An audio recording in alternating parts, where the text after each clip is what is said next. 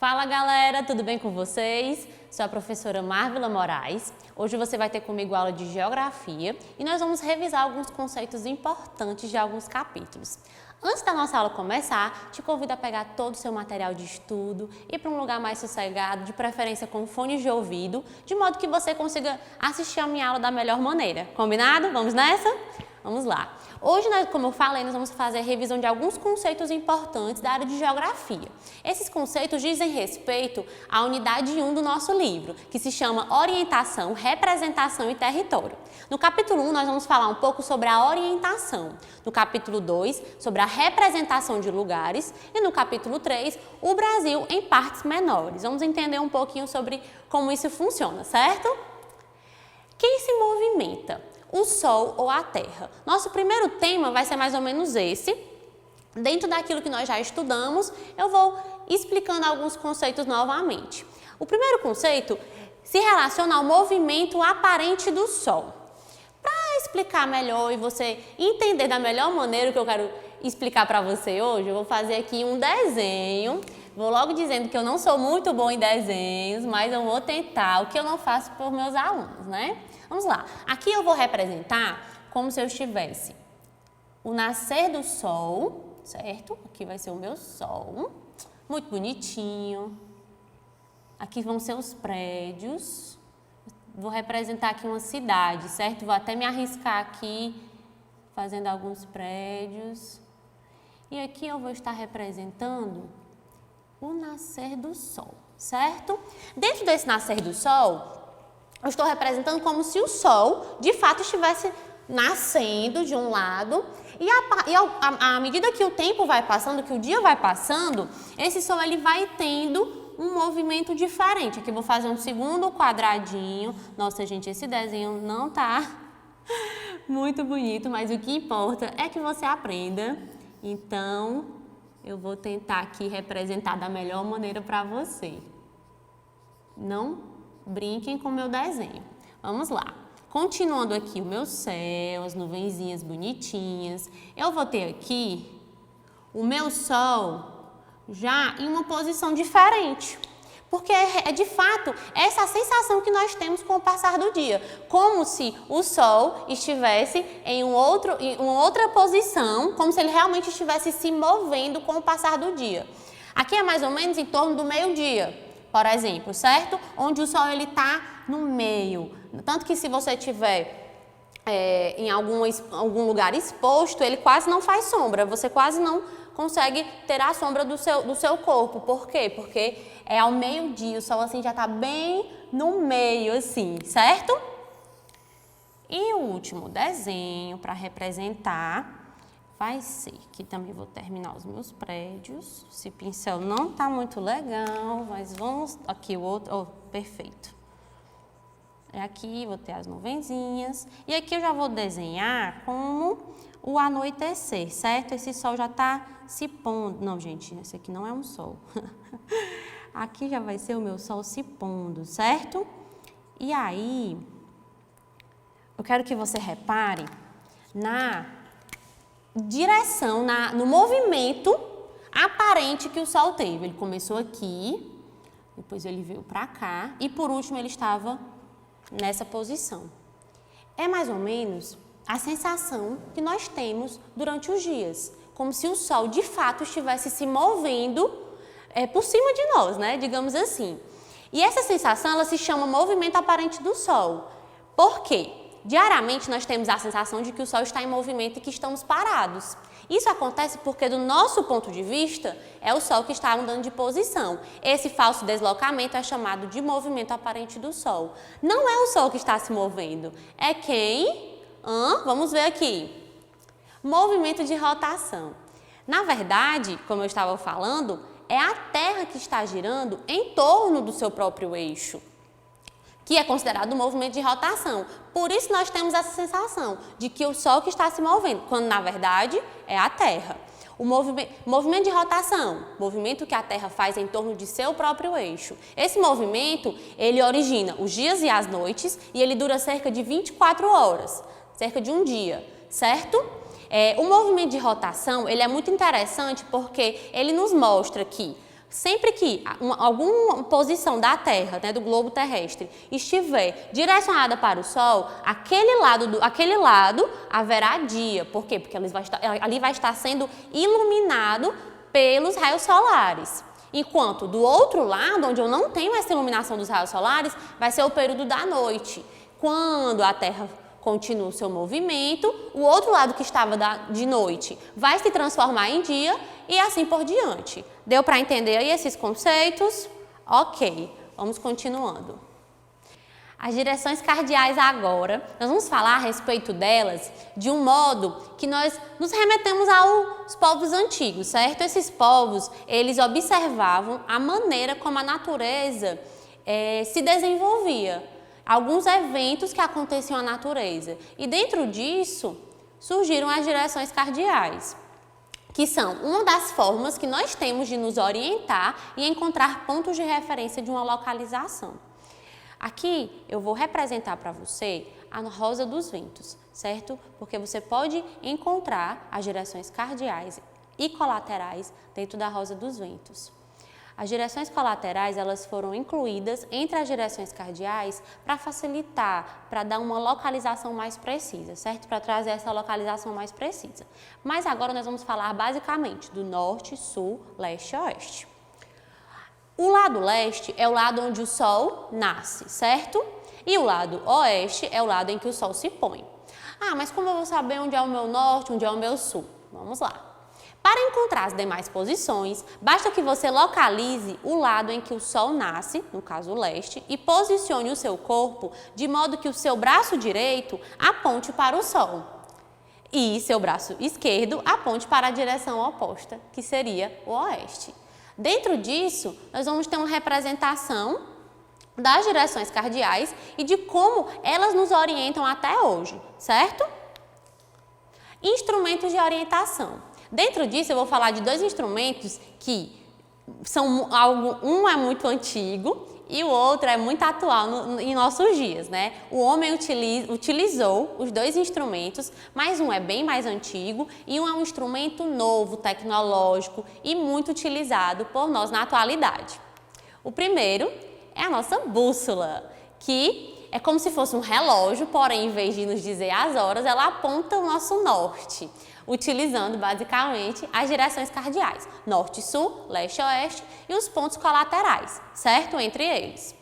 O outro instrumento que eu vou falar seria o GPS. O GPS é o instrumento mais tecnológico que nós temos da atualidade, utilizado também em celulares, utilizado basicamente como GPS, um aparelho feito justamente para isso e que nos auxilia nessa questão da localização, da orientação. O homem, ele sempre sentiu essa necessidade de se localizar. Eu acho isso muito bacana da geografia, porque nós precisamos perceber que nós estamos inseridos na geografia. Não é só quando a gente abre o livro ou o caderno ou assiste uma videoaula como essa. Nós estamos inseridos. Olha aí em volta de onde você está agora. Para um pouquinho, olha em volta, o que é que você tem à sua volta? Você tem o seu sofá da sua casa, um cômodo, você tem o seu quarto, os seus móveis, a maneira como eles estão organizados, a maneira como você está sentado, onde você está sentado, onde eu estou agora. Isso tudo faz parte da geografia. Isso tudo faz parte da localização em que nós estamos inseridos. O homem, ele sempre sentiu essa necessidade de se localizar, de se orientar em relação ao espaço, certo? Até aí tudo bem, né? Vamos continuar. Os primeiros mapas. Falei sobre orientação, falei sobre localização e para mim não tem como falar desses dois conceitos sem nos referirmos aos mapas. Os mapas são representações em desenhos utilizadas pela humanidade há muito tempo. Ah, professora, eu pensei que o mapa ele era uma coisa mais moderna, algo de um dia desse, depois foi transferido para o GPS. Não. Os mapas, eles são muito antigos e existem registros de mapas feitos em argila, papiro, madeiras, paredes e até em pedras. Como antigamente o homem não tinha essa precisão que nós temos hoje, que mais na frente da nossa aula eu vou explicar de uma maneira mais detalhada, o homem ele se validava de outros meios para escrever os seus mapas, para desenhar os seus mapas. Um grande exemplo disso eram a argila e o papiro. Os primeiros registros de mapas feitos da humanidade são através de argila e de papiro. Um exemplo, até um mapa como esse que eu coloquei aqui na nossa aula para representar esses mapas mais antigos, onde o homem de fato não tinha uma precisão de localização, uma precisão de orientação, mas de alguma maneira ele sentia necessidade de se orientar. Dentro dos mapas, eu posso me orientar de várias formas, porque o ser humano em si, ele tem essa necessidade, como eu já falei, de orientação, de se localizar dentro do seu espaço. Se eu fosse aqui representar a sala em que eu estou dando aula, eu poderia fazer uma planta, por exemplo, desse espaço. Por quê? Porque dentro disso, dentro dessa minha necessidade de me localizar, eu preciso representar de alguma forma isso. Deu para entender até aí? Vamos continuar a nossa aula. Elementos de um mapa. Nossos mapas da atualidade possuem vários elementos. Inclusive, eu trouxe aqui para representar para vocês e para a gente conversar acerca desses elementos, certo? Aqui eu tenho um mapa do Brasil por divisão regional.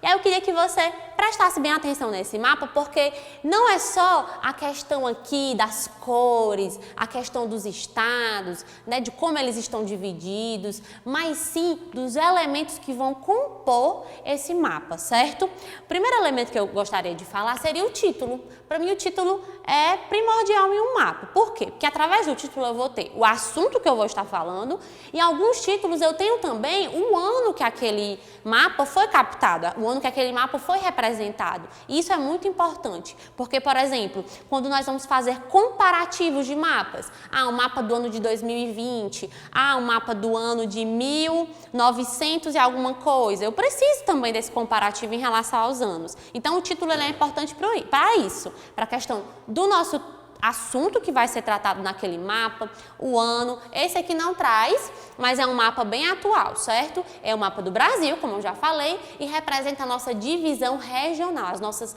regiões brasileiras, ok? Segundo ponto que eu gostaria de falar seria da nossa orientação geográfica. Alguém lembra disso aqui? Desse elemento?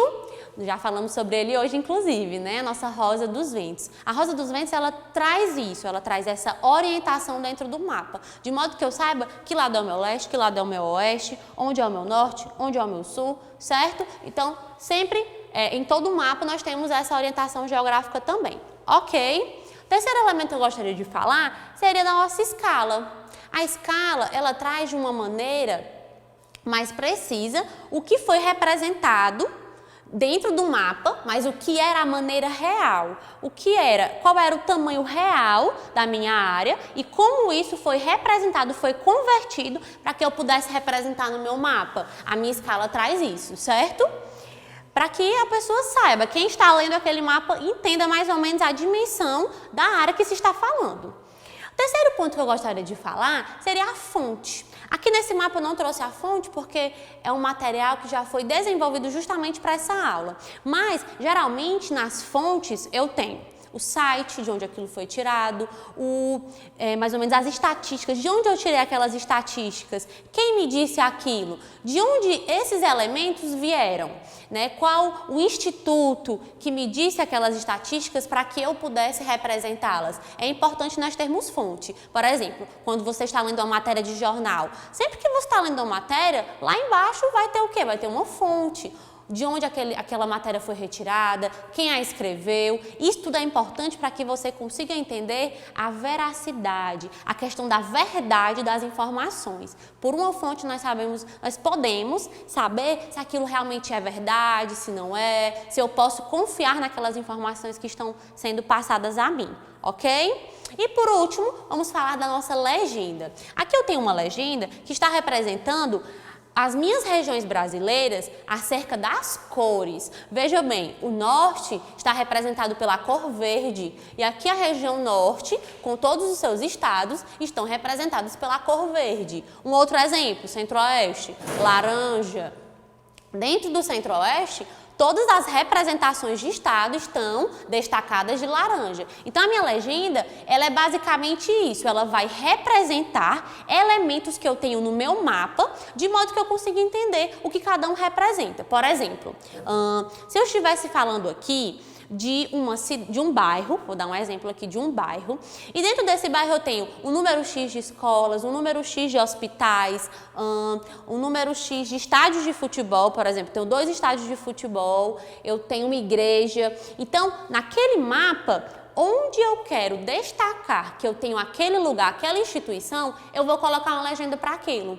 Um exemplo que eu posso dar, se eu estivesse falando desse bairro, eu teria uma igrejinha aqui, seria uma cruz, por exemplo, um hospital, eu teria aqui a representação de uma cruzinha vermelha, que representa aquele símbolo do hospital, e tudo isso estaria destacado, representado aqui na minha legenda, dizendo isso quer dizer isso, de modo que quando eu olho no meu mapa, aquela figura, aquele item, né, digamos assim, eu consigo entender, isso representa isso, e assim por diante, certo?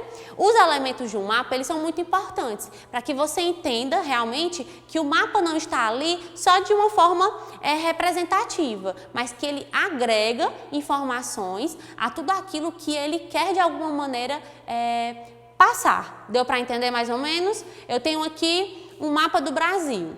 Eu tenho uma legenda, de modo que eu situe o leitor do meu mapa quais são os estados. Eu tenho um título, de modo que eu explique a você do que eu vou tratar no meu mapa. Eu tenho uma escala representando o real tamanho daquilo. Eu tenho orientação geográfica, eu tenho fonte. E mais ou menos é isso. Território brasileiro. A República Federativa do Brasil possui 26 estados e um Distrito Federal, compondo 27 unidades federativas.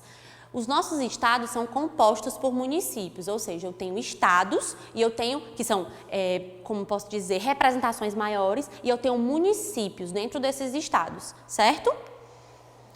Limite, divisa e fronteira. Dentro das minhas unidades federativas, eu vou ter uma espécie de linhas imaginárias. E essas linhas imaginárias, elas vão demarcar o meu território. Um exemplo, limite. Limite é uma linha imaginária que vai separar os territórios dos municípios. A minha divisa é uma linha que separa os estados e a minha fronteira é uma linha que vai separar os meus países. Para explicar melhor essa questão dos limites, quero que você olhe para a sua casa, para onde você está assistindo essa aula. Se for a sua casa, por exemplo, se você estiver no seu quarto, você está ali, você tem o seu limite, não tem? Do seu quarto até a porta é um certo limite, mas se eu cruzo a porta do meu quarto, eu já posso estar no corredor, eu já posso estar entrando na sala e por aí vai. A mesma coisa eu quero representar aqui. Aqui eu tenho um limite que vai separar os municípios, por exemplo, e aqui na divisa eu vou ter uma linha que vai separar os meus estados. Aqui, como eu tenho no mapa, por exemplo, o Tocantins do Piauí, a Bahia de Minas Gerais, por exemplo. E na fronteira eu vou ter uma linha que vai separar os meus países. Vamos exercitar alguns conceitos que nós estudamos nessa aula, mas basicamente eu trouxe para você hoje um exercício simples, mas que mostre que você entendeu aquilo, certo? Aquele determinado contexto que eu havia explicado. Marque a alternativa que contém a definição da palavra legenda. Item A. É o elemento que dá nome ao mapa? B. É uma forma de representar a superfície terrestre? C. Corresponde a uma lista de elementos que são representados no mapa? E D, é a representação da superfície terrestre em 3 dimensões. E aí, o que é que você acha que é? Para mim, ficou fácil, mas também acabei de explicar, né? Vamos lá.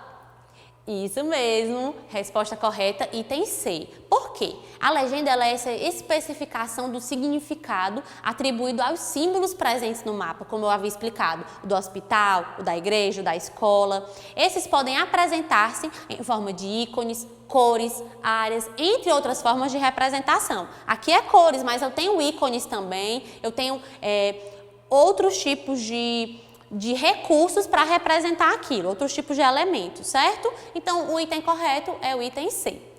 Para encerrar nossa aula, eu gostaria de sugerir uma leitura que seria Meu Primeiro Atlas. Meu Primeiro Atlas é um livro criado pelo IBGE, Instituto Brasileiro de Geografia e Estatística, e é muito bacana porque trata muito sobre isso, sobre os mapas. E aí é uma leitura muito bacana para você, gostaria que você lesse, que você se aventurasse aí no mundo dos mapas, para que você consiga compará-los também.